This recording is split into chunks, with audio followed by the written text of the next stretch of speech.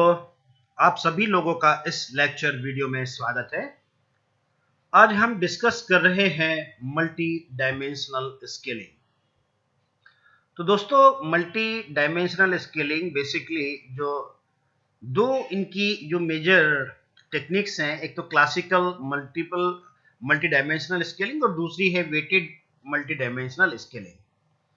तो ये दोनों टेक्निक्स ज्यादा यूज होती हैं, क्लासिकल और weighted multi dimensional scaling. Classical multi dimensional scaling में हम वन मैट्रिक्स यूज करते हैं और वेटेड मल्टी डायमेंशनल स्केलिंग में सेवरल मैट्रिसेस हम यूज करते हैं, मतलब हर एक इंडिविजुअल की एक मैट्रिक्स होगी। तो दोस्तों, सबसे पहले तो हम ये समझे कि ये जो मल्टी डायमेंशनल स्केलिंग है क्या है। इसे बेसिकली हम लोग परसेप्चुअल मैप भी कहते हैं, मल्टी डायमेंशनल स्केलिंग को। इसमें बेसिकली हम ये जानना चाहते हैं जो हमारे रेस्पोंडेंट्स हैं और जो अलग अलग ब्रांड्स के प्रोडक्ट्स अवेलेबल है मार्केट में, उनके दिमाग में किस पर्टिकुलर प्रोडक्ट की पोजीशनिंग कहाँ है। ठीक है, तो जैसे हमने यहाँ पे जो कुछ ब्रांड्स के प्रोडक्ट्स लिए हैं, जैसे टूथपेस्ट के, एक है Sensodyne, Colgate, Aquafresh, close up, Pepsodent, इस तरीके के और भी ब्रांड्स हो सकते हैं। तो इसमें टू डायमेंशन है। देखिए, एक तो ये जो आप हॉरिजॉन्टल देख रहे हैं और दूसरा है ये वर्टिकल। ठीक है, ये हमारा डायमेंशन 2 होगा और ये वाला जो हॉरिजॉन्टल है ये डायमेंशन 1। अब इसमें हमें इंटरप्रिटेशन करना है कि भाई सेंसोडाइन जो है वो किस तरीके के बायर्स यूज करते हैं। तो हो सकता है सेंसिटिव टीथ के लिए यूज करते हो। तो ये जो डायमेंशंस हम लोग डिसाइड करते हैं, उसका इंटरप्रिटेशन कैसे किया जाए, ये सब्जेक्टिव मैटर है। और इसमें हम रेस्पोंडेंट से पूछने के बाद कि भाई आपने कैसे इवेलुएट किए जो प्रोडक्ट्स हैं, उनके बेसिस पर हम ये रख सकते हैं। तो जैसे ये हमने देखा है, ये हॉरिजॉन्टल में कोलगेट और एक्वाफ्रेश है और इधर सेंसोडाइन देख रहे हैं। इस वाले फर्स्ट क्वाड्रेंट में हमारे जो आया है डायमेंशन 2 और 1 के बीच में सेंसोडाइन। ठीक है, ये सेकंड क्वाड्रेंट, ठीक है, क्वाड्रेंट थर्ड और ये फोर्थ। तो ये इसको हम देख सकते हैं कि टीथ के लिए, मतलब कोई भी हम एट्रीब्यूट के बेसिस पर डायमेंशन का नाम दे सकते हैं। व्हाइटनिंग टीथ के नाम से दे सकते हैं, ये हम सेंसिटिव टीथ के नाम से ये डायरेक्शन दे सकते हैं। तो बहरहाल जो पर्पज है मल्टी डायमेंशनल स्केलिंग का, वो कि पर्टिकुलर ब्रांड्स के प्रोडक्ट्स को जो हमारा रेस्पोंडेंट है वो कैसे परसीव कर रहा है। खैर, अभी हम जो डिस्कस करेंगे पहले ये क्लासिकल मल्टी डायमेंशनल स्केलिंग, जिसमें वन मैट्रिक्स हम यूज करेंगे। वन मैट्रिक्स का मतलब है कि जितने भी रेस्पोंडेंट हैं सबके स्कोर का हमने मीन स्कोर लिया और उसको हम एक मैट्रिक्स में वैल्यूज रखेंगे और उसके बाद डेटा को एनालिसिस करेंगे। दोस्तों, इसमें सबसे पहले हमें यह समझना है कि मल्टी डायमेंशनल स्केलिंग के ऑब्जेक्टिव क्या है। मल्टी डायमेंशनल स्केलिंग, जैसे मैंने बताया कि ये पोजीशन बताता है परसेप्चुअल मैप में प्रोडक्ट की, और जो हमारे कॉम्पिटिटर्स है उनसे हमारा प्रोडक्ट कहाँ पर लाई कर रहा है उसके बारे में हमें ये इंफॉर्मेशन देता है।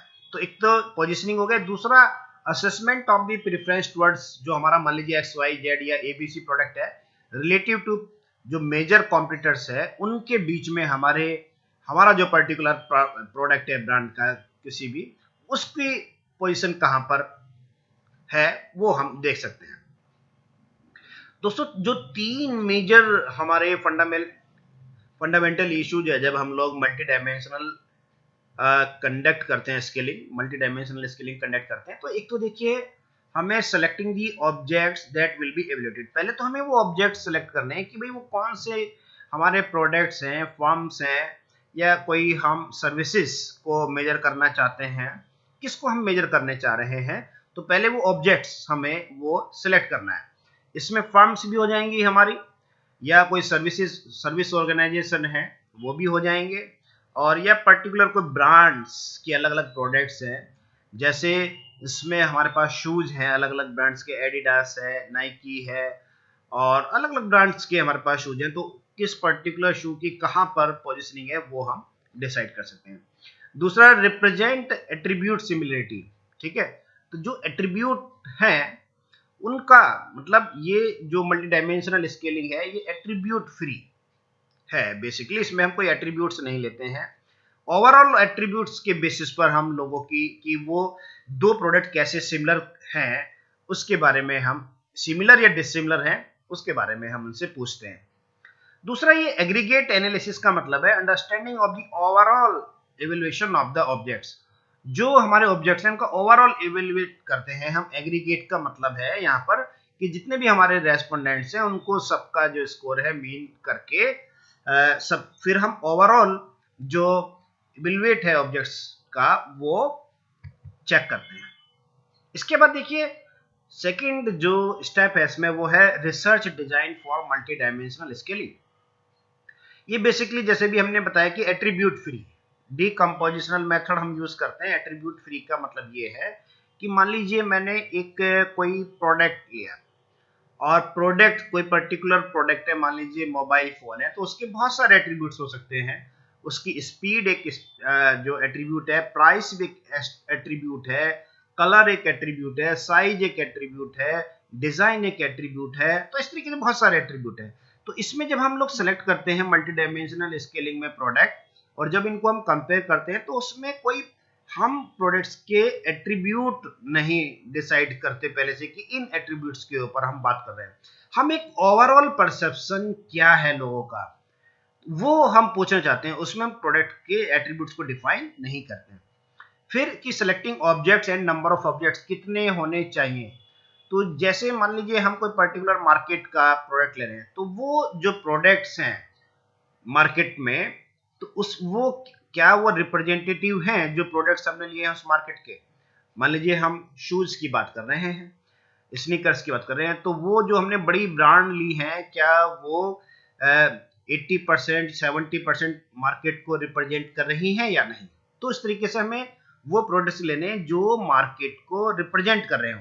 मान लीजिए मैं यहाँ पर अपने सिटी में मैं हॉस्पिटल्स देखना चाहता हूँ, तो हॉस्पिटल्स तो बहुत सारे हैं, लेकिन जब मुझे उनका जो टोटल जो वेट लेना है वो ये लेना है कि जो भी मैं 5 या 6 बड़े हॉस्पिटल्स लूं उनका वो जो है 70% 80% कम से कम रिप्रेजेंट कर रहे हैं पूरे जितना भी हमारा मार्केट शेयर है हॉस्पिटल्स का पर्टिकुलर जो भी मार्केट है, ठीक है, उसमें उनका शेयर इतना होना चाहिए 60-70%। फिर है सिमिलरिटी डेटा।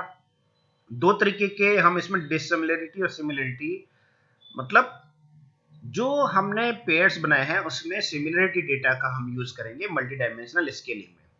और नंबर ऑफ पेयर्स जो है कंपैरिजन जो है वो n into N minus 1 into 2 by 2। ये बेसिकली जो है फॉर्मूला है कि हमें कितने पेयर्स बनाने हैं, और n जो है नंबर ऑफ ऑब्जेक्ट्स। अब सबसे बड़ी जो प्रॉब्लम है बाकी स्टडी के मुकाबले मल्टी डायमेंशनल स्केलिंग में वो ये है कि इसमें हम क्वेश्चनर कैसे डिजाइन करें। क्योंकि होता क्या है कि जो बाकी की के जो भी है, चाहे मल्टीपल रिग्रेशन एनालिसिस है, डिस्क्रिमिनेंट एनालिसिस है, या क्लस्टर एनालिसिस है, फैक्टर एनालिसिस है, उसमें सिंपल हम लोग जो क्वेश्चन होते हैं वो ज्यादातर हम लोग जो मैट्रिक डेटा होता है, रेशियो या इंटरवल स्केल के डेटा स्टेटमेंट्स के बेसिस पर हम वो क्वेश्चंस डेवलप कर लेते हैं। लेकिन यहाँ पर हमें अगर अपने रेस्पोंडेंट से किस तरीके के क्वेश्चंस पूछें अगर हम उनका परसेप्चुअल मैप में पर्टिकुलर प्रोडक्ट्स की पोजीशनिंग जानना चाहते हैं, ठीक है ना, इसके जो क्वेश्चनर होगा वो थोड़ा सा डिफरेंट होगा। अब ये डिपेंड करेगा कि हमने कितने जो ऑब्जेक्ट्स हैं उनको हम कंपेयर कर रहे हैं। मान लीजिए हम 5 यहाँ पर n की जगह हम 5 प्रोडक्ट्स को कंपेयर कर रहे हैं, ठीक है ना, 5 प्रोडक्ट्स ले रहे हैं। तो उसके जैसे ये मैं एग्जांपल ले रहा हूं इसमें कि किस तरीके का क्वेश्चनर हम बनाएं और रेस्पोंडेंट से हम फिल कराएं। ये सबसे बड़ी बात है मल्टी डायमेंशनल स्केलिंग में, क्योंकि इसके जो क्वेश्चनर हैं बाकी जो मल्टीवेरिएट जो टेक्निक्स हैं उनसे क्वेश्चनर इसके डिफरेंट है। अब मान लीजिए हम 5 जो हमारे प्रोडक्ट्स हैं, स्नीकर्स की मैं बात कर रहा हूँ, शूज की, इसमें पूमा भी एक ब्रांड है, यूसी भी ब्रांड है, वैंस एक ब्रांड है, एडिडास एक ब्रांड है और फिला एक ब्रांड है। 5 ब्रांड हमने लिए हैं। तो चूंकि 5 ब्रांड लिए हैं, अभी हमने बताया था टोटल नंबर ऑफ पेयर्स कितने बनेंगे, 5 इंटू 5 माइनस 1 डिवाइडेड बाई 2, तो टोटल 10 पेयर्स बनेंगे। कहने का मतलब है कि हम 10 क्वेश्चंस रेस्पोंडेंट से पूछेंगे डिसिमिलर और सिमिलर क्वेश्चन जो होगा हमारा, जो रेटिंग जो करेगा वो, ठीक है। अब देखिए ये 10 क्वेश्चंस का कॉम्बिनेशन कैसे बनेगा। एक बार हमने पूछा कि पूमा और UCB, Puma Vans, Puma Adidas, Puma Fila, Fila, फिर है UCB Vans, UCB Adidas, UCB Fila, फिर वैंस एडिडास, वैंस फिला, फिर एडिडास एंड फिला। तो इस तरीके से 10 कॉम्बिनेशंस बनेंगे हमारे पास, 10 क्वेश्चंस बनेंगे। अब जैसे पहला वाला है हमारे पास, देखिए पूमा और यूसीबी, पहला हम कंपेयर जो कर रहे हैं, एक पेयर हमने बनाया, हमने कहा कि इसमें आप इनको दोनों को कितना सिमिलर या डिसिमिलर मानते हैं, दोनों जो शूज हैं, तो क्या आप इसको डिसिमिलर मानते हैं पूमा और यूसीबी की, या डिसिमिलर हैं? अगर डिसिमिलर मानते हैं तो आप इसको रेट कर सकते हैं 0 1 2 3, और अगर आप कहते हैं कि दोनों शूज जो हैं ये हमारे सिमिलर हैं तो इसको 7 8 9 10 तक आप इसको रेट कर सकते हैं। तो इसमें हमने जो लिए हैं 5 प्रोडक्ट्स, तो इस तरीके से हमारे पास जो क्वेश्चंस बनेंगे वो 10 क्वेश्चंस बनेंगे। और क्वेश्चंस जैसे हमने बनाया, देखिए पहले पोमा का यूसीबी के साथ, पोमा का वैंस के साथ, पोमा का एडिडास के साथ और पोमा का फिला के साथ, तो ये 4 क्वेश्चंस हो गए। और डिसिमिलर टू सिमिलर हमें पूछना है, तो ये जो पर्टिकुलर रेस्पोंडेंट है वो टिक करेगा, 3 को टिक किया, इसका मतलब वो उसको सिमिलर नहीं मान रहा है, वो डिसिमिलर मान रहा है कि ये जो पेयर है पोमा और यूसीबी का वो डिसिमिलर है, अलग अलग है। पोमा और वैंस में कितनी सिमिलरिटी है, पोमा और एडिडास में कितनी सिमिलरिटी है, पोमा और फिला में कितनी, तो ये जो है डिसिमिलर सिमिलर जो हमने बनाया है क्वेश्चन, इसमें हम लोग इनके इस तरीके से रेस्पॉन्सेस पूछेंगे, बड़ा सिंपल है। और ये तो हो गए हमारे, अगर हमने 5 ऑब्जेक्ट्स को लिया है, और अगर हम ऑब्जेक्ट्स हमारे 10 हो जाते हैं, तब हमारे पास जो नंबर ऑफ पेयर्स बनेंगे, मतलब जो क्वेश्चंस के पेयर बनेंगे हमारे पास, वो 45 होंगे।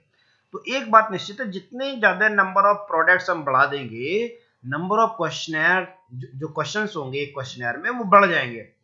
और ये बड़ा डिफिकल्ट टास्क है, अगर हम बहुत ज्यादा ऑब्जेक्ट्स भी ले लेंगे तो बड़ा मोनोटोनिक हो जाता है। और जो रेस्पोंडेंट है, क्योंकि मैंने ये जो डेटा फिल कराया है अभी कुछ लोगों से, तो 10 में ही वो बड़ा कंफ्यूज हो जाते हैं कि इसमें मेरे को क्या देना। अगर हम 45 पेयर्स दे देंगे 9 ऑब्जेक्ट्स को लेके, 10 ऑब्जेक्ट्स को लेके, तो वो बड़ा कंफ्यूजिंग हो जाएगा। तो इसलिए मेरे ख्याल में 5 या 6 तक भी अगर हम लोग अपने जो ऑब्जेक्ट्स हैं उनको अगर हम परसेप्चुअल मैप में देखें तो वो ज्यादा अच्छा रहता है, क्योंकि जो रेस्पोंडेंट है एक्चुअली हमें उसकी माइंड की टेस्टिंग नहीं करनी, वो बिल्कुल इजीली फ्रीली अपना ओपिनियन दे क्वेश्चन का, तब हमें ज्यादा फायदा होगा।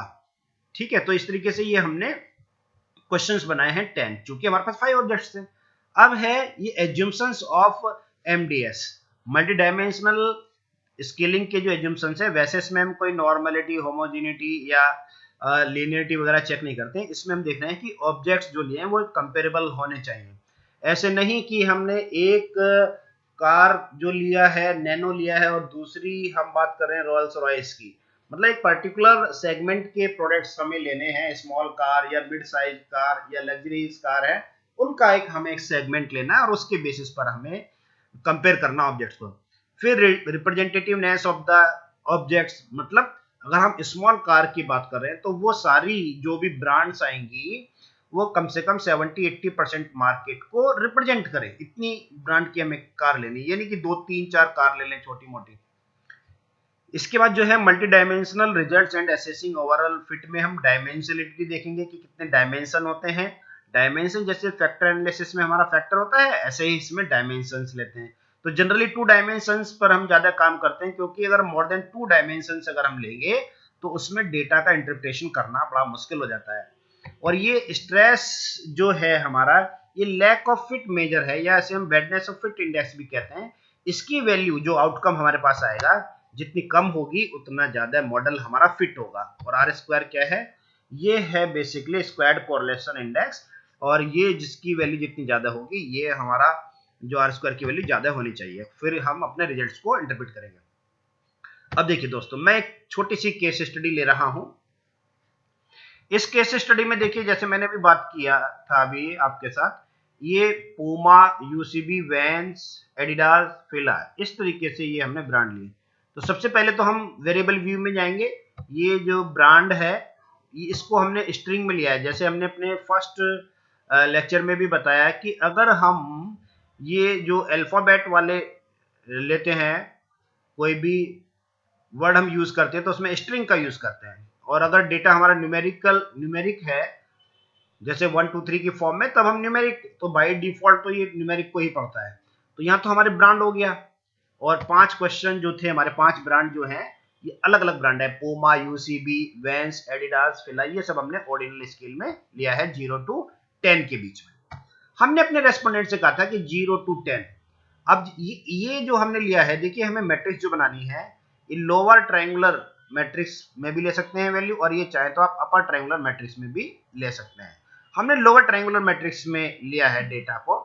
हमारे मान लीजिए 10 रेस्पोंडेंट हैं, तो ये जो यूसी पूमा का पूमा के साथ तो कंपेयर किया नहीं हमने कंपेयर किसके किया था, यूसीबी का पूमा के साथ, पूमा यूसीबी। ये देखिएगा जो पहला क्वेश्चन था हमारा वो है हमारा, ये है पूमा पूमा यूसीबी, ठीक है।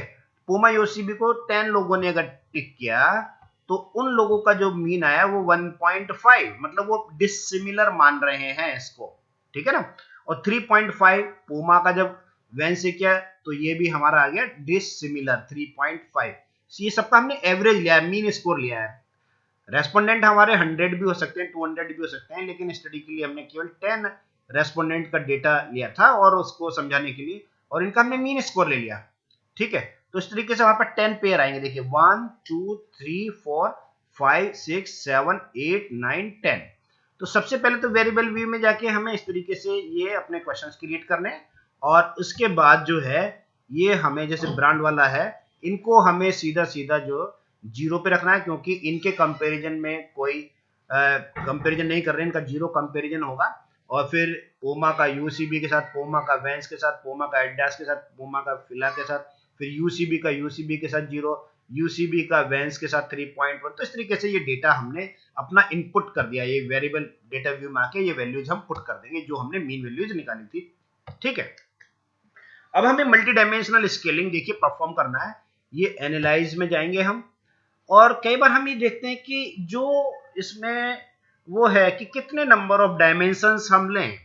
तो डायमेंशन लेने के लिए जैसे ये हमारा जो है मल्टी डायमेंशनल स्केलिंग, मतलब जब हम एक मैट्रिक्स ले रहे हैं तब हम मल्टी डायमेंशनल स्केलिंग जो है प्रो एक्स स्केल को यूज करते हैं। प्रॉक्सिमिटी से इसका मतलब है, ये देखिए प्रॉक्सिमिटी 1, यहाँ पे 1 मैट्रिक्स सोर्सेस, यहाँ पे हमारे पास बहुत सारी मैट्रिक्स नहीं है, 1 सोर्स है, और यहाँ हमने इसको डिफाइन किया। अब चूंकि ये जो है हमने डायमेंशनलिटी कितनी ली है, वैसे हम इसमें अगर 6 ऑब्जेक्ट है तो हम 5 ले सकते हैं डायमेंशन, ये हमारे हो सकते हैं 1 to 5 डायमेंशंस, लेकिन इनको इंटरप्रिटेशन करना बड़ा मुश्किल हो जाता है। ये देखिए डायमेंशंस जो है हमारे पास, ये अभी आ जाएंगे, ये देखिए एनालाइज स्केल, इसके बाद हमने डिफाइन, और ये जो डायमेंशंस हैं मॉडल में जाके हम इसको मिनिमम 2 टू सॉरी, चूंकि 5 तो हमारे पास थे ही ऑलरेडी प्रोडक्ट, तो 5 नहीं ले सकते हैं, -1 करेंगे, हमने 5 ले लिया गलती से। ये 1 2 जब हमने 4 किया, तो ये देखिए इस तरीके से हमारे पास जो है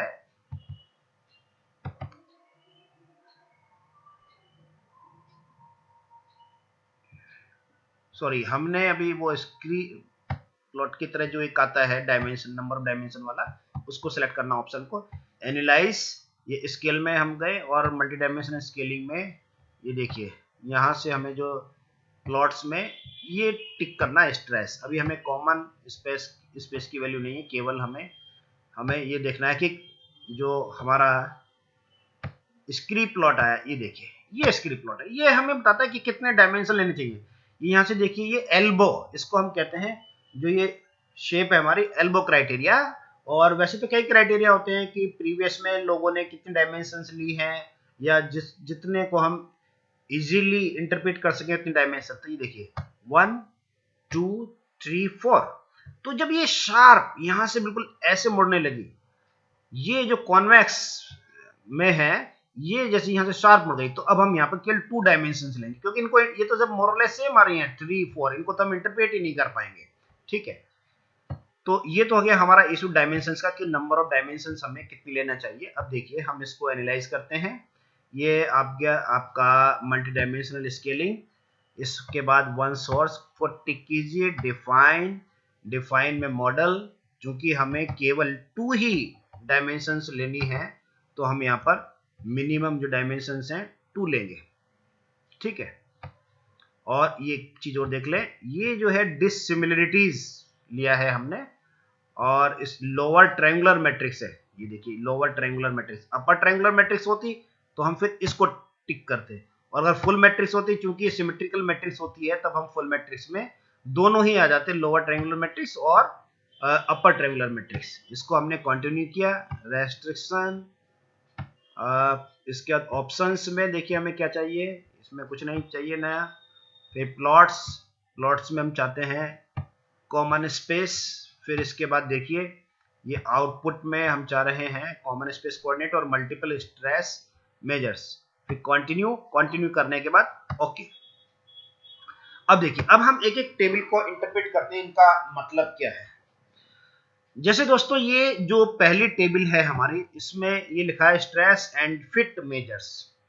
तो ये तो हमारा नॉर्मलाइज्ड रॉ स्ट्रेस स्कोर है, जो कि हमारा ये बैडनेस ऑफ फिट है, इसकी वैल्यू हमेशा कम होनी चाहिए।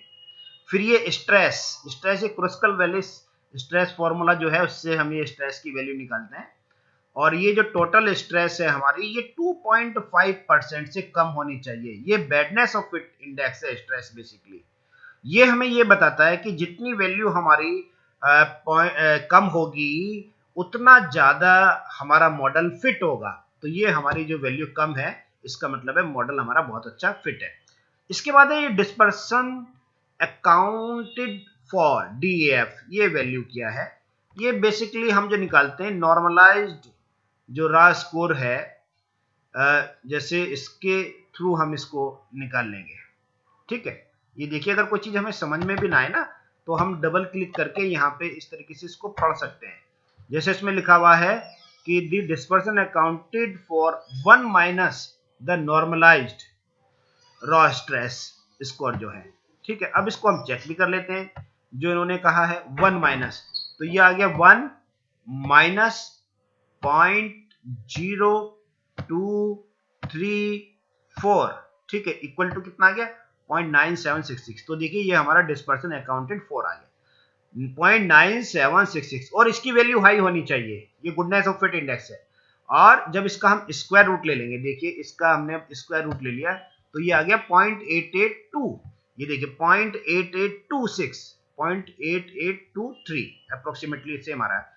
ये जो टकर्स कोएफिशिएंट ऑफ कॉन्ग्रुएंस है, ये बेसिकली हमें ये बता रहा है कि जो हमारा मॉडल है वो फिट है, क्योंकि इसकी जो वैल्यू है ये गुडनेस ऑफ फिट इंडेक्स है हमारा। तो मॉडल हमारा देखिए, एक तो बैडनेस ऑफ फिट इंडेक्स में मॉडल हमारा पहले ही ऐसे स्ट्रेस की वैल्यू बहुत कम है, दूसरा जो टकर कोएफिशिएंट कॉन्ग्रुएंस की वैल्यू ये भी हाई वैल्यू है, गुडनेस ऑफ फिट इंडेक्स इसका बहुत अच्छा आ रहा है।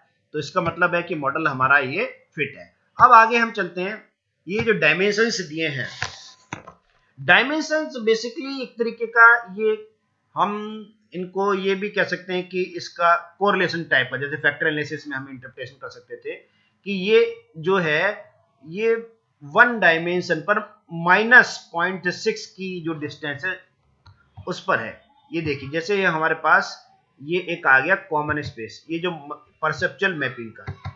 अब परसेप्चुअल मैपिंग का जो हमारे पास ये आया है ग्राफ, और इसके बाद देखिए इसको हम क्लोज करके इसमें एक्स और वाई एक्सिस हम बना लेते हैं। और ये हमने देखिए ये 0 पर बनाता हूं, 0 के बाद जो है ये एक्सिस हमारी हो गई 0 अप्लाई किया मैंने, अप्लाई करने के बाद क्लोज। अब ये जो हमारे पास देखिए ये आ गया, जो एडिडास है ये फर्स्ट क्वाड्रेंट में आ गया, पूमा सेकंड क्वाड्रेंट में आ गया, यूसीबी थर्ड में, वैंस और जो फिला शूज है हमारे वो आ गए दोनों क्या नाम है। अब ये देखिए, ये जो है एडिडास, एडिडास को लोगों ने बिल्कुल अलग इसको परसीव किया है। मैं बात कर रहा था डायमेंशंस की, जैसे ये है हमारा पूमा, पूमा है -1.669, ये डायमेंशन 1 है हमारा, और ये वर्टिकल डायमेंशन 2। तो ये माइनस वाले सारे देखिए इधर जाएंगे, -0.669, और ये वर्टिकल में कितना पॉजिटिव डायमेंशन 2 पे, ये +0.195। तो ये देखिए ये डिस्टेंस आ गया, ठीक है। और यूक्लिडियन डिस्टेंस क्या होती है, इनको जैसे हमने यहाँ पर इसको प्रोजेक्ट किया इस तरीके से, इसका स्क्वायर प्लस इसका स्क्वायर और इनका स्क्वायर का जब हम अंडर रूट लेंगे तो वो यूक्लिडियन डिस्टेंस हमारी आ जाती है। खैर अभी हम उसको डिस्कस नहीं कर रहे हैं। अब यहाँ पर जो हमने बात की कि दो जो प्रोडक्ट्स है हमारे, जैसे वैंस और फिला, ये जो स्नीकर हैं हमारे, ये आ रहे हैं फोर्थ क्वाड्रेंट में। देखिए ये फर्स्ट क्वाड्रेंट में कितना है, प्लस 0.13, ये रहा प्लस 0.13, और नीचे जो जा रहा है नेगेटिव में, ये है इसका फिला का -0.232, ऐसे ही वैंस और ऐसे ही फिला का स्कोर। तो ये जो स्कोर आया है हमारा इस तरीके से। अब 2 डायमेंशंस तो हमारे पास आ गए। हमने चूंकि ये जो है मल्टी डायमेंशनल स्केलिंग हमें ये नहीं बताएगा कि भाई आपका जो ये स्कोर आया है, इस स्कोर से हमें डायमेंशन का नहीं पता चलेगा। डायमेंशन का क्या नाम रखना है, ये बिल्कुल फैक्टर एनालिसिस की ही तरह है। जैसे हम 4 या 5 फैक्टर्स, 4 या 5 क्वेश्चंस को क्लब करके डायमेंशन 1, डायमेंशन 2 या फैक्टर 1, फैक्टर 2, फैक्टर 3 नाम देते थे, ऐसे ही हमें इसमें यह डायमेंशन 1 और डायमेंशन 2 का नाम देना है। चूंकि डायमेंशन जैसे हमने बताया कि 1 है, ये सब्जेक्टिविटी है, इसमें हर एक रिसर्चर अपने हिसाब से नाम दे सकता है, और वो भी डिस्कस करके। जो रेस्पोंडेंट्स हैं, मैंने रेस्पोंडेंट से पूछा था जब स्नीकर्स की बात की, तो मैंने पूछा क्या क्या चीजें आपने इसमें देखा। एक तो उन्होंने कहा कि कंफर्ट होना चाहिए, जो भी हम स्नीकर्स लेते हैं। दूसरा कि प्राइस का भी एक फैक्टर होता है, तो एक्सपेंसिव। तो हमने ये जो लिया, जो हमारा हॉरिजॉन्टल है डायमेंशन 1, इसको तो हमने कंफर्ट, और ये हाई प्राइस, ठीक है। तो एडिडास का देखेंगे हम, इसका एक्सपेंसिव शू है, इस यहाँ भी ये हाई शो कर रहा है, और ये जो है हमारा यहाँ पर कंफर्ट भी है, तो इसको हमने यहाँ पर ये दे दिया। दूसरा जो है हमारा पूमा का, हालांकि हाइपोथेटिकल स्टडी है, इसका जो इंटरप्रिटेशन होगा पूमा का, ये डायमेंशन 1 में देखिए इधर जो है ये नेगेटिव है, ये मतलब कंफर्ट, और ये अगर इधर चलेंगे तो नॉन कंफर्ट, ये एक्सपेंसिव, और अगर नीचे चलेंगे तो नॉन एक्सपेंसिव शूज। जैसे ये हमारा ना कंफर्ट है या ना ये हमारा जो एक्सपेंसिव है, तो ये इस तरीके से ये हमारा आ गया। ऐसे ही वैंस, ये कंफर्ट है थोड़ा सा, लेकिन एक्सपेंसिव नहीं है, सस्ते जूते हैं स्नीकर्स, ऐसी ये फिला। तो ये हमारा इंटरप्रिटेशन का तरीका हो गया, ठीक है। अब दोस्तों जो दूसरी टेक्निक है, इसको भी हम अभी करते हैं, क्योंकि अगले लेक्चर में लेंगे। ये वेटेड मल्टी डायमेंशनल स्केलिंग क्या है, सेवरल मैट्रिसेस क्या है, इसका पर्पस क्या है, इसको हम अगले सेक्शन में लेंगे। थैंक यू वेरी मच दोस्तों।